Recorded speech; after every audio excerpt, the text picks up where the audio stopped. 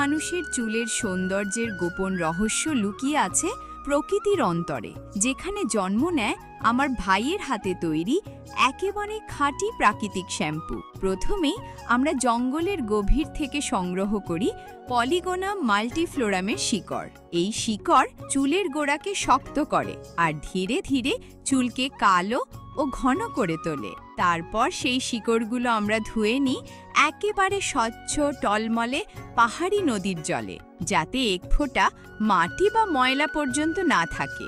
এবার ধারালো ছুরি দিয়ে ছোট ছোট টুকরো করে কেটে নিই। তারপর দেশি চালের মধ্যে কিছুক্ষণ ভিজিয়ে রাখি, যাতে এর উপকারিতা বহুগুণ বেড়ে যায়। এরপর এগুলোকে তুলে দিই কালো শিমের বিচির ওপর। তার ওপরে ছিটিয়ে দিই কালো তিল, যা চুলে আনে প্রাকৃতিক উজ্জ্বলতা আর সিল্কি মসৃণতা। এবার সেই উপাদানগুলো সাজিয়ে দিই বাঁশের স্টিমারে।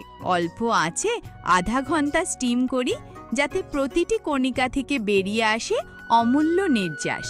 এইদিকে অন্য পাত্রে শুকনো শিকাই পাতা কুচি কুচি করে কেটে নিই। এগুলো ফুটিয়ে নিই, কারণ মূলত এই উপাদানই তৈরি করে ফেনা, যা আমাদের শ্যাম্পুকে করে আরও কার্যকর। এবার একটি পাত্রে যোগ করি স্টিম করা পলিগোনামের শিকড়, কুসুম ফুলের পাপড়ি, অশ্বগন্ধা আর সাক্কি গোটা।